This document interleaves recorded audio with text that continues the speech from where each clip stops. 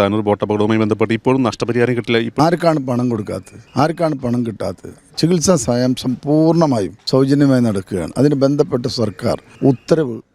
ഇപ്പോൾ ധനസഹായം എന്നുള്ളത് ഒരു ഹൈക്കോടതിയിൽ ഒരു കേസ് നടക്കുന്നത്, അത് പലരും തെറ്റിദ്ധാരണാജനകമായി അത് പ്രചരിപ്പിക്കുകയാണ്. കേരള ഹൈക്കോടതിയിൽ ഈ ധനസഹായം ബന്ധപ്പെട്ടൊരു കേസ് നടക്കുന്നുണ്ട്. ഇതിൽ മരണപ്പെട്ട ഒരു കുട്ടിയുടെ അച്ഛൻ രണ്ടാം വിവാഹം കഴിക്കാതെ തന്നെ മറ്റൊരു ഭാര്യയുമായി താമസിക്കുകയാണ്. ആ താമസിക്കുന്ന ആളുകൾ ഈ കുട്ടിയെയും ഈ ഭാര്യയെയും ഒന്നും ശ്രദ്ധിച്ചിട്ടുണ്ടായിരുന്നില്ല.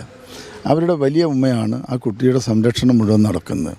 അവിടുത്തെ പരപ്പനങ്ങാടി മുനിസിപ്പൽ കൗൺസിലും ഒക്കെ തന്നെ, അന്ന് മുസ്ലിം ലീഗിൻ്റെ കൗൺസിലാണ്, അവർ തന്നെ ഇവർക്ക് ധനസഹായം കൊടുക്കാൻ പാടില്ല എന്ന് പറഞ്ഞ കത്ത് കമ്മീഷന് മുമ്പിൽ ഇരിക്കുകയാണ്. ഇത് ഹൈക്കോടതിയുടെ കാര്യമായതിന് കൂടുതൽ ഞാൻ പറയുന്നത് അതേക്കുറിച്ച്.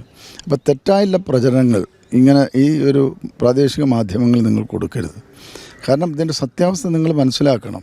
ഇപ്പോൾ ഓരോ രാഷ്ട്രീയ പാർട്ടികളും വന്നപ്പോൾ ഏതൊരു പാർട്ടി കഴിഞ്ഞ ദിവസം നടന്നു, അവർ തിരിച്ചൊരു ചോദ്യം ചോദിച്ചപ്പോൾ പത്രസമ്മേളനം നിർത്തി പോയല്ലോ.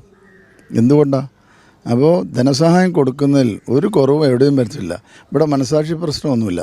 ഞങ്ങൾ കൃത്യമായി തന്നെ മനസാക്ഷിക്ക് അനുസരിച്ചും അതിലപ്പുറം അതിന് പ്രവർത്തികൾ നടത്തിയിട്ടുണ്ട്. ഇവിടെ വലിയ തോതിലുള്ള ഈ അപകടത്തിന് കാരണക്കാർ താനൂർ നഗരസഭ എങ്ങനെയാണ്?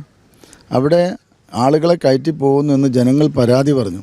അവിടുത്തെ മുനിസിപ്പൽ കൗൺസിലർ പറഞ്ഞു. അവിടുത്തെ സ്റ്റാൻഡിംഗ് കമ്മിറ്റി ചെയർമാൻ അറിയിച്ചു. എന്തുകൊണ്ട് നടപടി ഉണ്ടായില്ല? അത് ഒരു നഗരസഭയല്ല ചെയ്യേണ്ടത്.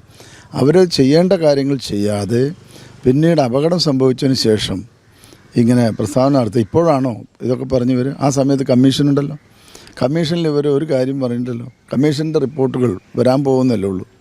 അപ്പോൾ കുറ്റക്കാരായിട്ടുള്ള ആളുകൾ അവിടെ നിൽക്കുകയാണ്. അത് കമ്മീഷൻ റിപ്പോർട്ട് വന്നു കഴിഞ്ഞാൽ നമുക്കറിയാം. ഇപ്പോൾ കുറ്റക്കാരെ കണ്ടെത്തുക മാത്രമല്ല, അവരെല്ലാം ജാമ്യത്തിലാണ് ഇപ്പോൾ ഉള്ളത്, ഇതിന് ബന്ധപ്പെട്ട പ്രതികൾ. അപ്പോൾ ഈ ധനസഹായം എന്നുള്ള കാര്യത്തിൽ തെറ്റായിട്ടുള്ള ധാരണ പരത്തരുത്. അവിടെ ഈ ഒരു കുട്ടിയുടെ കാര്യത്തിൽ ഇയാൾ രണ്ടാം ഭാര്യയോടൊത്ത് താമസിക്കുന്നുണ്ട്. ആ കുട്ടിയെ സംരക്ഷിക്കുന്ന അവരുടെ വല്യമ്മയാണ്. അവർക്ക് പണം കൊടുക്കണമെന്നും ഇവർക്ക് പണം കിട്ടണം എന്ന് പറഞ്ഞ് ഇവൻ ഈ പണത്തിന് വേണ്ടി നടക്കുകയാണ്. അത് ഇപ്പോൾ കോടതിയിൽ കേസാണ്. ആ കേസിനെ കുറിച്ച് ഞാനൊന്നും പറയുന്നില്ല. ആ കേസിൻ്റെ വിധിയാവുന്നതനുസരിച്ച് ആ കാര്യം നടക്കും. മറ്റൊരു കുട്ടിക്കുള്ള ജീവിതകാലം മുഴുവൻ അവർക്ക് ആ ചികിത്സാ സഹായം ഗവൺമെൻറ്റിന് കിട്ടും. അപ്പോൾ കൃത്യമായി തന്നെ അതിലിടപെട്ട് ഈ ഇലക്ഷൻ്റെ ഡ്യൂട്ടി നടക്കുന്ന സമയത്ത് എല്ലാ ഉദ്യോഗസ്ഥരും തിരക്കാണ്.